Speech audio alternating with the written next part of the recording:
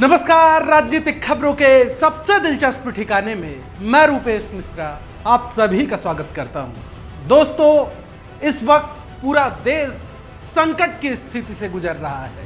Corona का कोहराम बदस्तूर जारी है। कोई ऐसा क्षेत्र नहीं है, कोई ऐसा गांव नहीं है, कोई ऐसी राजधानी नहीं है, कोई ऐसा शहर नहीं है जो इस वक्त कोरोना के दंश को ना झेल रहा हो। तस्वीरें जिस प्रकार से सामने आ रही हैं वो बिल्कुल झकझोर देती हैं और भविष्य को लेकर आशंकित करती हैं कि आखिर होने क्या वाला है। जिस प्रकार से ऑक्सीजन की कमी पूरे देश भर में झेली जा रही है, कहीं पे ऑक्सीजन नहीं मिल रहा है, कहीं पर लोगों को बेड नहीं मिल रहा है। और ख़ास बात तो यह है कि क्या आम क्या खास, हर व्यक्ति इसकी चपेट में आ रहा है। यदि बात राजस्थान की जाए तो राजस्थान में युवा विधायक रामनिवास गावड़िया हैं, दीपेंद्र सिंह हैं, पीआर मीणा हैं, सहित जो सहाड़ा से जो भारतीय जनता पार्टी के प्रत्याशी हैं, तमाम ऐसे लोग हैं जो इस वक्त कोरोना से संक्रमित हैं। यानी एक बात साफ है कि कोरोना किसी को नहीं बख्शता है। लेकिन वहीं दूसरी ओर राजनेताओं की बड़ी बड़ी रैलियों की जिस प्रकार से तस्वीरें सामने आ रही हैं, उससे कहीं ना कहीं गुस्सा भी प्रकट होता है कि आखिर क्या देश के लिए, देश के राजनेताओं के लिए चुनाव जरूरी है? क्या देश के लोगों की जो जान है उसकी सियासत के समक्ष कोई कीमत नहीं है? क्योंकि जिस प्रकार से बंगाल में आप देख रहे हैं, अमित शाह, नरेंद्र मोदी, ममता बनर्जी की अभी तक जनसभाएं चल रही हैं और वहां पे जो लोगों का हुजूम उमड़ता है, ना तो वो मास्क लगा के रखते हैं, ना तो वहां पे कोविड के जो प्रोटोकॉल बनाए गए हैं उनकी किसी प्रकार की पालना होती है। जाहिर तौर पर तस्वीरें बेहद चिंताजनक है। लगातार सूबे के मुख्यमंत्री अशोक गहलोत अधिकारियों के साथ समीक्षा बैठक कर रहे हैं और हर चीज पे वो खुद मॉनिटरिंग कर रहे हैं।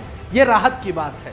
लेकिन इस पर मुख्यमंत्री गहलोत ने चिंता भी प्रकट की है और कल शाम उन्होंने प्रदेशवासियों को संबोधित भी किया। साथ ही उन्होंने कहा कि प्रदेश की स्थिति, देश की स्थिति बेहद भयावह है, लिहाजा जो नागरिक हैं वो अपनी सुरक्षा स्वयं करें और जो तमाम कोविड प्रोटोकॉल हैं उनकी पालना करें।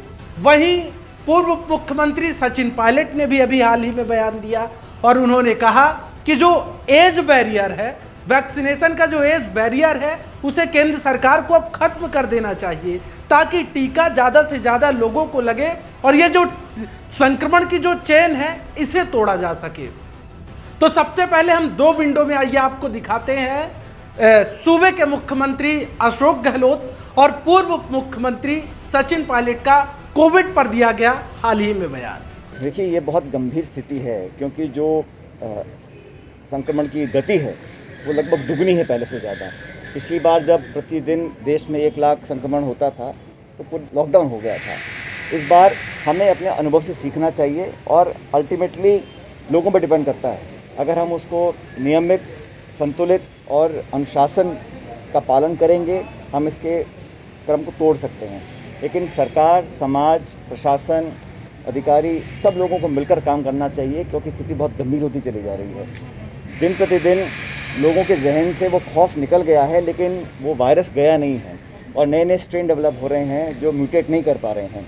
तो सब लोगों को वैक्सीन मिलनी चाहिए। हम लोग पहले से कहते आ रहे हैं और मैंने कई दिन पहले भी कहा था कि जो आयु सीमा है या स्वास्थ्य की जो पाबंदियाँ लगाई गई हैं उसको हटाकर हर व्यक्ति को अपना वैक्सीनेशन कराने का अधिकार होना चाहिए और केंद्र सरकार की जिम्मेदारी है कहीं कमियाँ ना आए और प्रत्येक व्यक्ति को वैक्सीन लगना चाहिए। ये आयु की लिमिट लगा रखी थी, फिर बीमारी की लगा रखी थी और अभी कई राज्यों में तो वैक्सीनेशन ख़त्म हो रहे हैं। राजस्थान में भी कमी आ गई थी बीच में। तो मैं उम्मीद करता हूँ केंद्र सरकार सारी बातें भूलकर, ये आरोप प्रत्यारोप का समय नहीं है और ये तेरा मेरा का समय नहीं है, इस देश के भविष्य का समय है। आज सब लोग उम्मीद करते हैं जैसे बाकी राज्यों में, बाकी देशों में वैक्सीनेशन हुआ है। मैं समझता हूँ अब हमें लगता है कि जो वैक्सीन्स हमने एक्सपोर्ट किए थे या बाकी अन्य देशों में दिए थे, शायद बहुत जल्दबाजी की थी। हम नहीं चाहते थे कि यहाँ पर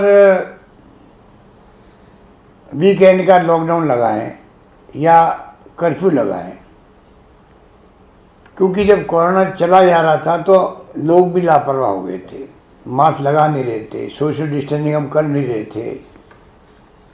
हाथ धो नहीं रहे थे। शादी ब्याह में 500,000 तो मामूली बात थी, समझाने के बावजूद भी नहीं मान रहे थे।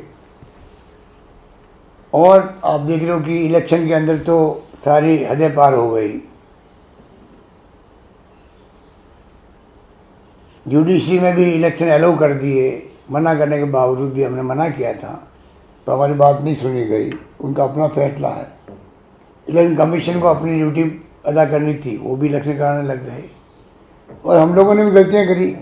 जिस प्रकार से बिहार के चुनाव शुरू हुए थे, लाखों की रैलियाँ हो रही थी। अब 5 राज्यों में चुनाव हो रहे हैं, आप देख लिया क्या क्या हो रहा है। बाई इलेक्शन हुए राजस्थान में, तभी रैली हो रही थी। कुछ हद तक तो हम भी जिम्मेदार हैं।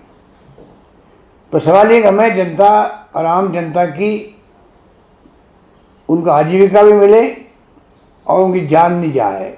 कि कोरोना की लड़ाई जो है, महामारी की लड़ाई अस्पतालों में नहीं लड़ी जाती है, ये मैदान में लड़ी जाती है। उसके मायने हैं मैदान में, घरों में हम सब जो है किस प्रकार से जो प्रोटोकॉल है कोरोना का बचाव का, किस प्रकार से हम लोग मास्क लगाएं, किस प्रकार से हम लोग हाथ को बार बार धोएं, किस प्रकार सोशल डिस्टेंसिंग रखें, इलाज है ये। तो सुना आपने, दोनों नेताओं ने जाहिर तौर पर केंद्र सरकार से, लोगों से अपील की। और आज की आपको अपडेट ये बता दें कि आज कांग्रेस की जो सबसे मजबूत बॉडी है CWC, उसकी बैठक बुलाई गई, जिसे सोनिया गांधी ने खुद नेतृत्व किया और तमाम नेताओं से कोविड को लेकर बातचीत की। और उन्होंने चिंता व्यक्त की। केंद्र सरकार से उन्होंने ये गुहार भी लगाई है कि तमाम इस बैरियर को खत्म करते हुए 25 साल से ऊपर के जितने लोग हैं सबको अब वैक्सीनेशन में शामिल कर लेना चाहिए, सभी का वैक्सीनेशन होना चाहिए।